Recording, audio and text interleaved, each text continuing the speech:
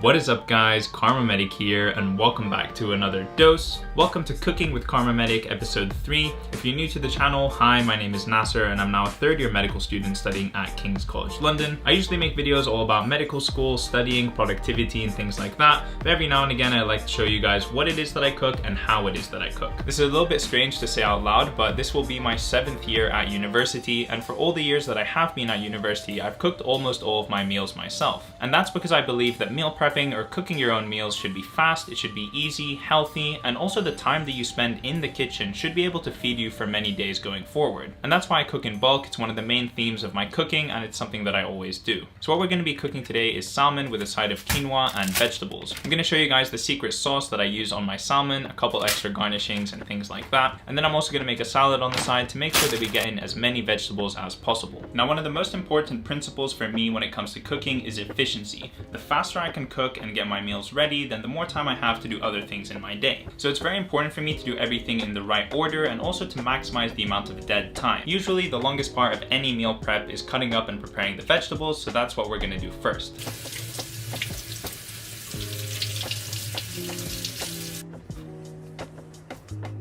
Now usually the vegetables have a little bit of prep to do. You need to cut them into smaller pieces or cut off the stalks and things like that. But the ones that I've bought today are already ready, so I can skip that step. Now for broccoli and asparagus specifically, you want to cook them slowly over time because they tend to be quite a hard vegetable, and so it's better to cook them slowly rather than fry them really quickly. Usually I use olive oil to cook just about everything in the house, but recently I've discovered that if I cook the asparagus or broccoli with butter, it actually tastes so much better. Now as far as oil or butter in order to fry your vegetables, you guys can add as much as you want. Obviously the more you add, the less healthy your dish is going to become, but it's up to you and you guys can find a personal balance that you enjoy. So I'm going to turn on the heat to something fairly low, like a 4 or 5 out of 10, so I can slowly cook these guys over time. Now, in the meantime, I'm going to start preparing the salmon. Because I've started to cook the vegetables and now I'm going to prepare the salmon, I know that I'm going to need to put the salmon in the oven fairly soon, so I'm going to start heating it up as well. So the oven settings that I use is I just turn this dial here to the one with a fan. Basically, I just want the heat to come from everywhere, not only from the top or the bottom.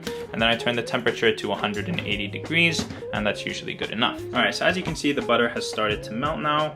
I can move that around evenly along the base of this big pan. And basically, I just want to lay everything down to hopefully get as much surface area with the pan as possible. Obviously, you can't do that if you're cooking as many vegetables as I am, but that's okay. I'll rotate them and flip them as we go along.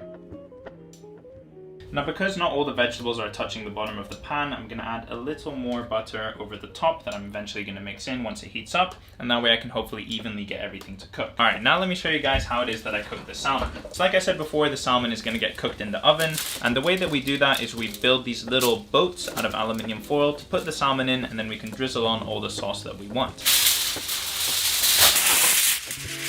So I'm going to try to make the boats big enough to fit 2 pieces of salmon at a time. Now Alexia is actually the one who taught me how to do this. Don't ask me what the method is. She makes them much better than me, but I'm just going to do my very best.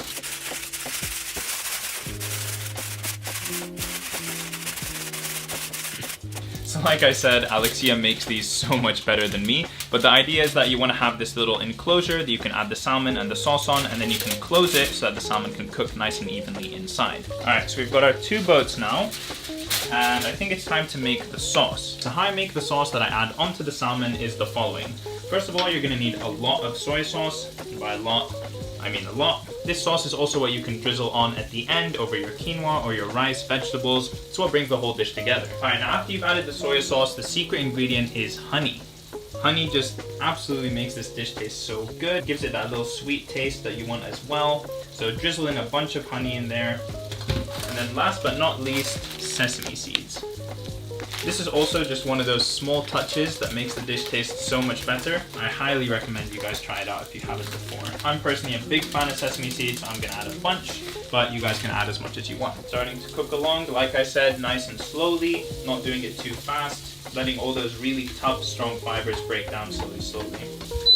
Alright, so that beeping was the oven, which means the oven is ready, which is good because we're almost ready with the salmon. Alright, so now you want to take this sauce, mix it really well. Basically, you want to get that honey. It won't really fully dissolve, but you want to get it mixed in with the soy sauce as much as possible. Ah, so good. Alright, so now let's bring out that tray that we had with the 2 boats. Let's cut open this salmon box real quick. And now, because we touched raw meat with that knife, we need to get rid of it. We need to put it in the sink, all right? And we don't want to use these tongs to touch the salmon.